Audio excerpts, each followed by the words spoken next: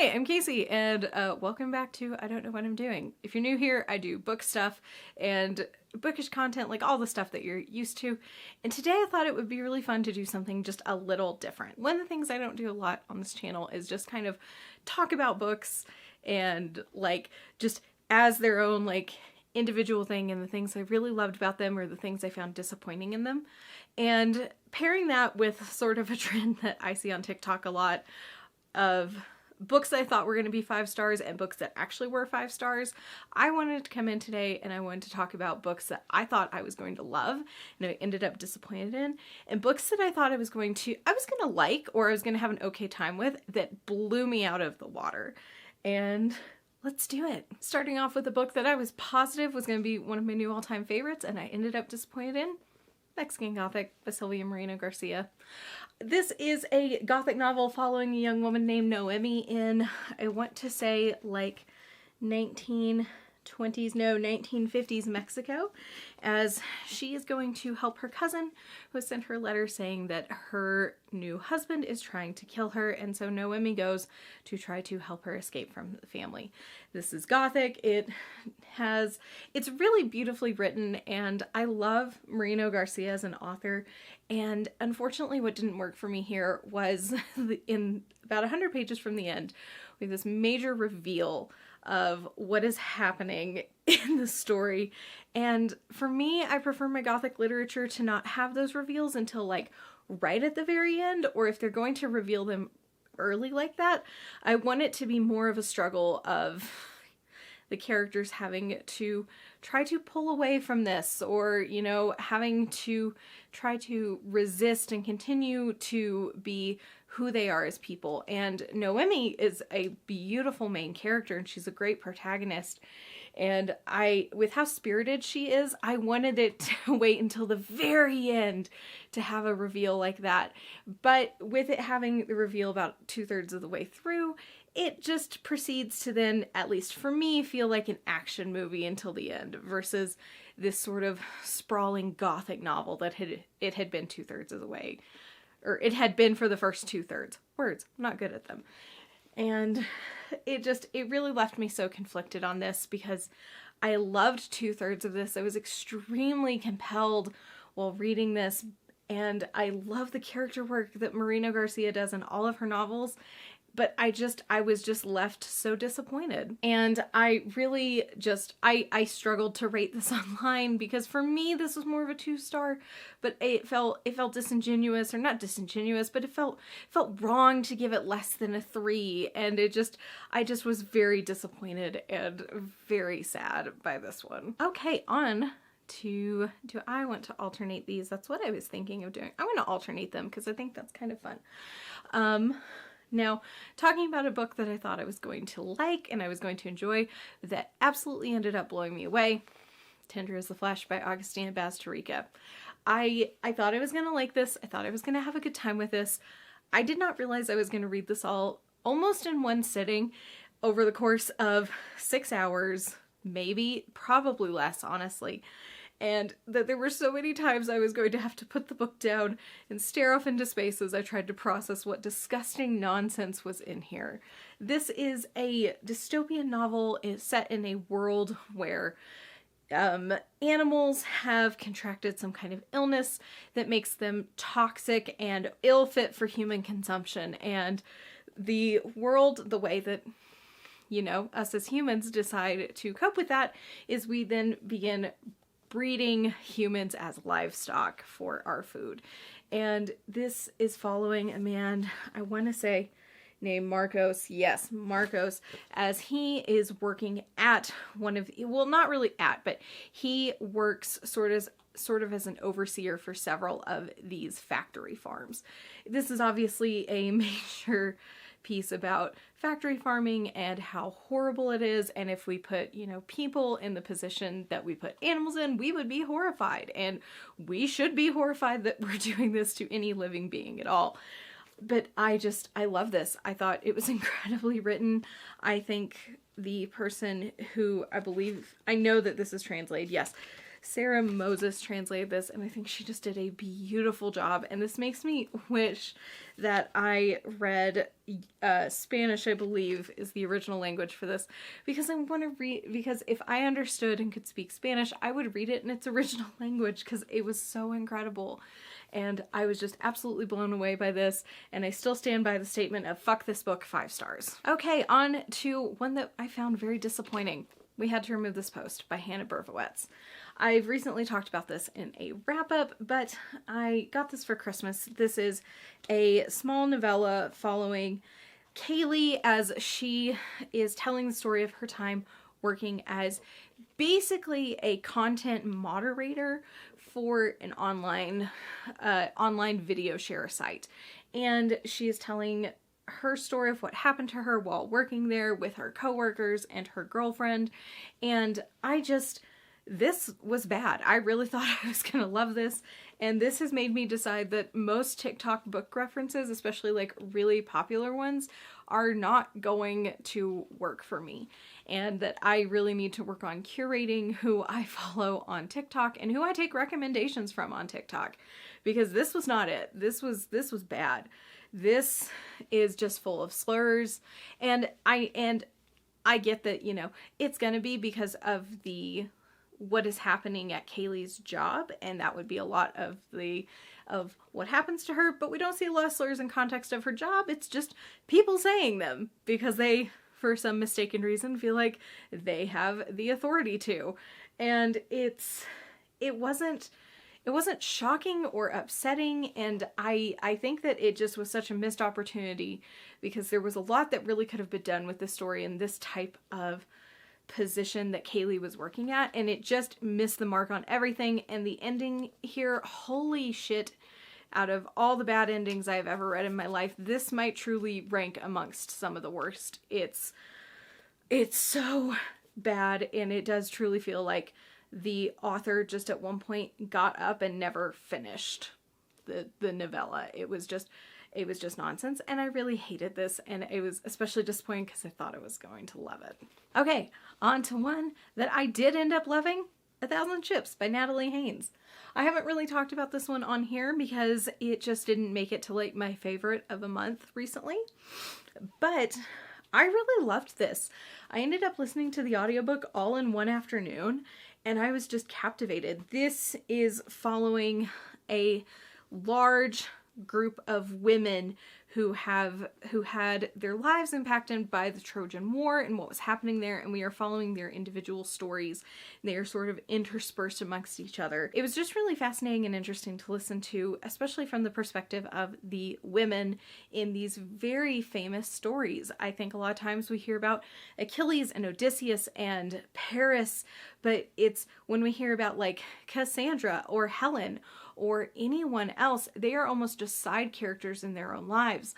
And to an extent, that is what happens in here, but it's that sort of self-awareness of these women to recognize that they have so little say in what's happening in their life right now, and how devastating that is as everything falls apart around them, and as they're the ones truly suffering the consequences for decisions they didn't make. And it was just, I thought it was just really, really damn good. And I knew I was gonna like this, just primarily because I like these, you know, Greek retellings, but I didn't think I was going to fall in love with it as hard as I did. And I think about this one all the time still, and I am excited to get, this is so silly, but I'm excited to get like a little bit of distance from this, just so I can reread it and enjoy it all over again. Okay, the next one I thought I was gonna love and didn't. A Certain Hunger by Chelsea Summers. I actually DNF'd this. That's why you haven't seen me talk about it. I DNF'd it right around here. This is around like the 45% mark, I believe, or 35. And I hated this. I thought it was so overwritten. And this is, I should tell you what this is about. This is following Dorothy Daniels, who is a food critic and also a serial killer and cannibal. And the story is told as if she is writing her memoir from prison. And so it was just so overwritten. It was so overwritten. There were so many similes in here that just felt extraneous and just absolutely completely devoid of any meaning, or they just didn't give anything to the story. This book here actually inspired me to DNF at least one other book, but I think a couple of books that I felt like were almost written in a, not, I don't want to say a similar manner, but like the issues I had with the writing in here, if I came across it for the next month, I probably DNF'd that book. I did that with Juniper and Thorn, with just similes that I thought added nothing and just were there just to be wordy. It was just so infuriating, and I wanted to like this, and I wanted it to be kind of up on the levels with like how I feel about American Psycho, where it's this great satirization, but it didn't feel self-aware enough to me. And it was so frustrating because I loved American Psycho, and I loved just these sprawling pages of talking about music or talking about fashion and just food and bullshit food, quite frankly. And the way that kind of interplayed with the extreme violence and narcissism of everything. And I just found something really lacking in here. And it was just very upsetting, and I DNF'd it after just struggling through it for like, I think well over a month. And I don't think I'm ever going to return to this one because I hated it so very much. Okay, talking about one that surprised me in a positive way. The Seven Moons of Molly Almeida. I actually haven't talked about this one yet because I've only recently finished it, but I bought a physical copy of this because it's just a gorgeous cover first and foremost. But I don't know, there was something about this book that I just thought I was going to enjoy, and I was just crying when I finished it. I loved it so much. This is following a man named Molly Almeida after he has died. He has died in 1990 Colombo. He was a photojournalist who often did political pieces, and he has died, and he doesn't remember what happened to him, and he has 7 days or 7 moons to figure out not necessarily to figure out what happened to him, but sort of make peace with his life. And it was so extremely touching. There was so much in here about just, being a person and the mistakes that you make and the way that they live in you forever, and how hard it would be to try to, like, from the vantage point of death, trying to protect those that you love while not being able to really do anything, but also trying to find out what happened to you and to make peace with it and to make peace with your loved ones, even though you can't connect with them. I'm going to tear up talking about this. Oh my God. And truly the thing that blew me away was the ending. I think that there are very few books that could pull off the kind of ending that this did, and I can't really talk about without spoiling almost the entirety of it. And I just found myself crying at the end. I was so invested in Molly and Dee Dee and Jackie and everyone in here, and I can't say enough really positive things about this one. This is truly going to be probably one of my top 10 books of the year. Okay, on to another one I thought I was going to love and didn't. This is Death, Mrs. Death by Selena Godden. This is another DNF. I gave this to about 35% and I gave up on it. This is a book not really following, but Mrs. Death as an entity who goes by Mrs. Death. She is telling her story to a journalist, not a journalist, but an author, I think. Yes, named Wolf, and he is transcribing her stories, but it's also some stories of his. This is very non-linear. This has poetry interspersed in it and like some song lyrics interspersed in it. And I really thought I was going to love this. I thought it was going to be a new all-time favorite, and I could not get into this. I really struggled with this.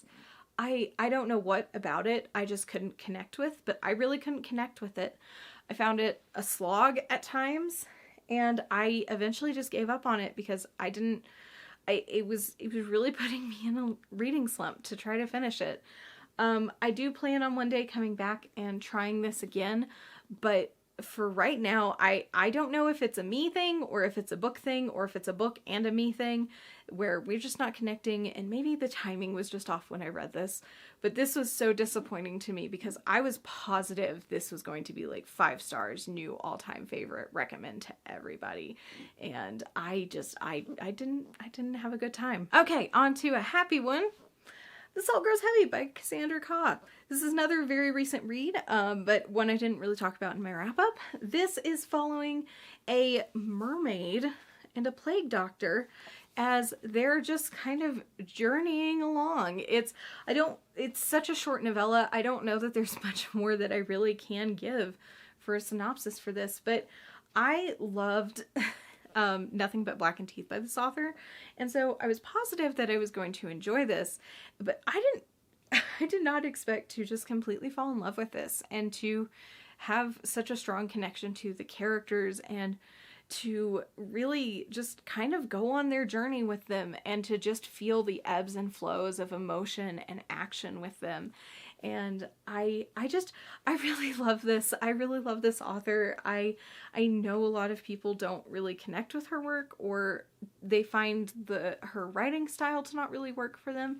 And I'm happy because I really don't have those problems. I sort of feel the opposite about them. And so I love finding new authors that I love. Okay, gonna talk about our last disappointing read, Atalanta by Jennifer Saint. Another one that I recently mentioned in a wrap-up but didn't do a full explanation on.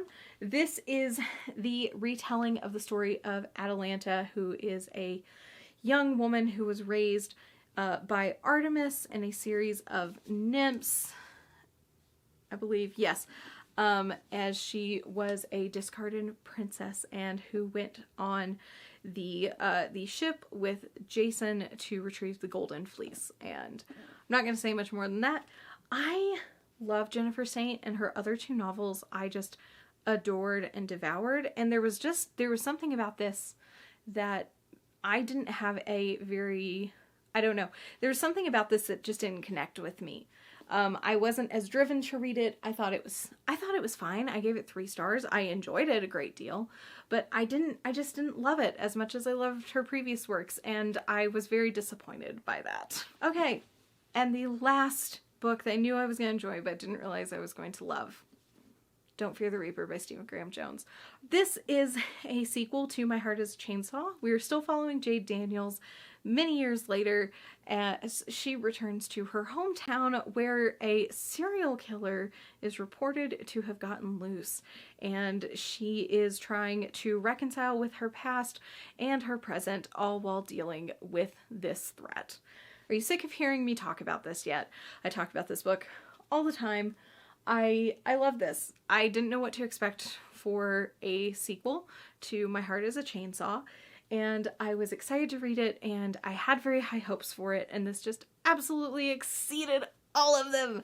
If you are interested in the series, I can't recommend the audiobook enough. This was everything. If you loved My Heart is a Chainsaw and you kind of wanted it to just be a little bit more bloody, like up front, this is for you. If you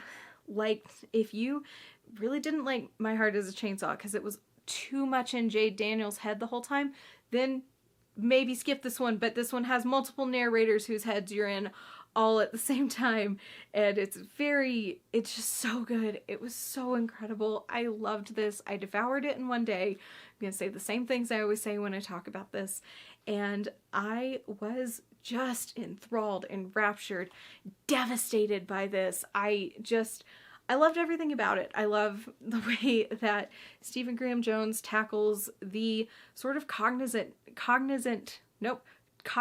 dissonance that happens when you return to a place that was very much a part of your life, but was also very much a traumatic part of your life, and how that can just quickly force you back into that state and that person that you were at that time, and how hard that is to deal with.